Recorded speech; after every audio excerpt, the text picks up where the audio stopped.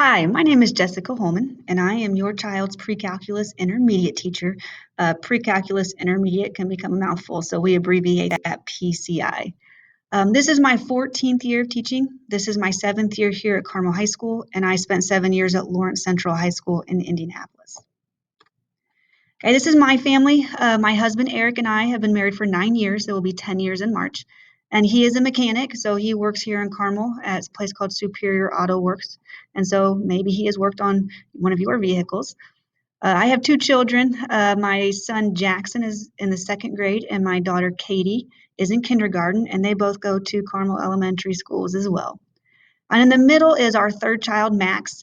Max joined our family in March. We rescued him, and he is a pit bull boxer mix. We think 2 to 3 years old, but he's got a lot of puppy left in him, and he definitely keeps us on our toes. Okay. Um, it has been, I'll be honest, it's been a crazy start to the school year, but we're definitely getting a little bit adjusted to the schedule and how everything is working. So I feel like we're starting to get more of a flow, a day-to-day flow, both in class and virtually. Okay, if you need to contact me, the best way to contact me is via email, and I will get back with you as soon as I can. It will always be within a 24-hour period, but usually quite a bit sooner than that. And then you're always welcome to give me a phone call. My extension is 7050, but keep in mind I do spend most of my day teaching, and so it may be a bit or the next morning until I'm able to get back to you. Okay, for pre-calculus, the supplies they need, I recommend a 1-inch binder and 5-tab dividers to keep their items organized, as well as loose leaf paper. A scientific calculator is required. We accept all types of scientific calculators, but if you have to purchase a new one, I recommend the Texas Instrument 30X2S. So one that I will be using, but no matter what calculator they choose, I'll make sure that they know how to use their calculator. Also pencils, pens, colored pencils, just something to write with. I do ask that each child bring in 1 box of Kleenex and an individual hand sanitizer for personal use. The school does not supply tissues or hand sanitizer in the classroom. And so if your child could bring in 1 box, that will ensure that we all have Kleenex as we need throughout the school year. Again, we don't have classroom use to hand sanitizer, and I have had a couple students bring some in that I leave out for everyone, but that's not going to last very long. So if each child brings in their own hand sanitizer, then they can use it as needed. Okay, much of our classes run through Canvas this year as we are hybrid. So we meet in person on the first day, and then the second day they have this class virtually. So the learning modules, class resources, and contact information is the most important part of the site. Much of their time is in the learning modules. That's where we get to the day-to-day items that need to be complete or that we do complete in class. Classroom resources will include things like their online textbook, which I'm still working with the technology crew. Ours is not working. I hope to have that here within the week. But it'll have places if you want to find videos over certain content, good websites if you need help, again, online textbook, but this is constantly being updated. So each time you log in, there'll probably be something additional than what you saw the time before. And then of course you have the link for my contact information. You can access it through this PowerPoint, but you can also access it through Canvas. Now, as a parent, you can log on as an observer, or you can just have your child log in for you so that you can see what they're doing on a day-to-day basis. Okay. To access the modules, you can either click modules up at the top left of the page, or you can click on the link with the light bulb that is learning modules. Now within the modules, I have our class organized by day. Okay, each class will meet 21 times this semester, okay, once in person and once virtually. So I felt it best to organize our website by day. Okay, so this, for example, is what happened on day 4, and that ranged from August 31st to September 3rd. Okay, the first part listed is what is covered in class. So if your son or daughter is unable to be in class because they're quarantined, they're out sick, or maybe they were in class and they just need a refresher on what was covered, they need to complete a copy of notes or forget what the homework assignment was, that is all posted on the in-class day. Okay, following the in-class day, we have a virtual day. So just like the in-class day, we have a virtual agenda. Students should be accessing the agenda each day to see what they need to cover. Most of the time, it will include reviewing some portion of the notes and practicing a few problems. Here you can see in this one, we had a domain review. So domain is a big topic that we've covered in chapter 1, but also the most challenging. So I included an extra review on domain, and then we looked at questions and answers in class.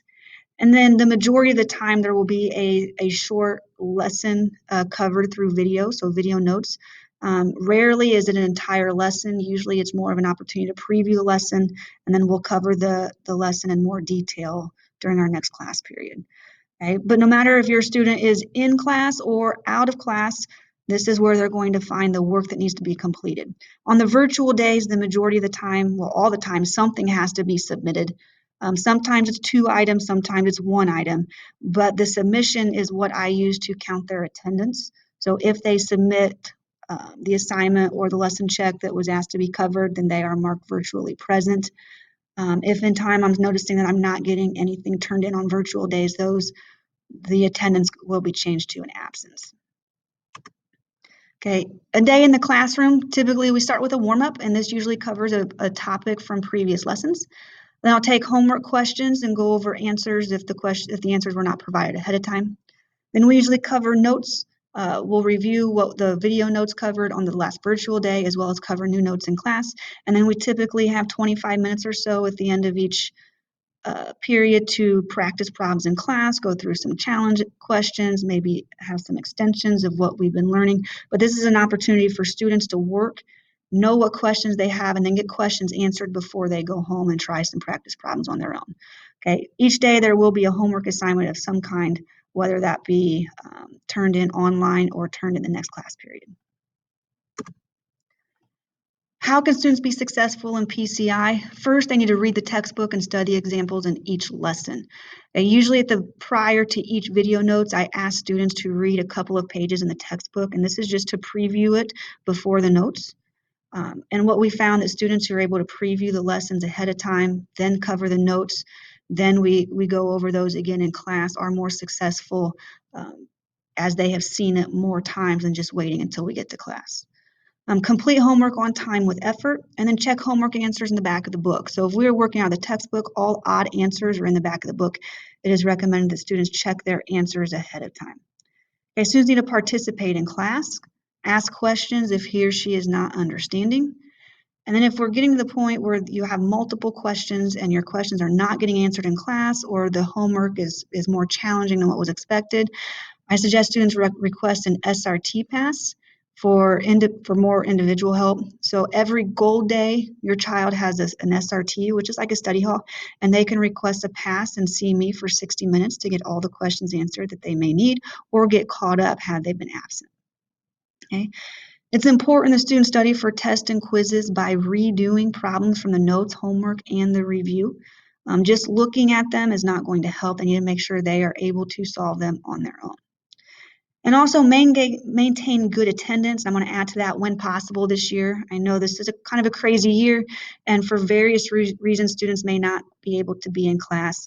If that is the case, I recommend they follow the in-class agenda and notes and everything on Canvas, followed by the virtual day. And as they have questions, they can shoot me an email, or when they're able to return to class, come into SRT for some additional help. But if your student is quarantined for a period of time, we can communicate via email and Canvas to try to keep them caught up while they're gone. Okay. If students need help outside of class, I'm available every SRT. Again, every gold day, there's a 60-minute session. They can come in and get help. And then also I'm available every morning from 8:20 to 8:40 for the exception of late start Wednesdays. During that time, my door is open. So students do not need to let me know that they're going to be coming in advance. I am here ready for them and to help in any way that I can. Maybe it's to organize a binder, maybe it's to get caught up from an absence. Maybe they just need help on a specific lesson, or they have questions on a homework or review. I'm available for them at that time every day. Well, I hope I've been able to cover everything for class, both in person and virtual. But if you have any questions, feel free to email me and I will get back with you as soon as I can. Again, it's been a crazy start to the school year, but a good start. And your children are wonderful, and I'm very excited to continue working with them this year and see them improve. And it's been a long time since they've been in math class. And so we're having to review a little bit before we move forward. But I hope they're having so far, a very good start in pre-calculus and are having some success. And I really hope we'll have a great year. Thank you and have a good evening.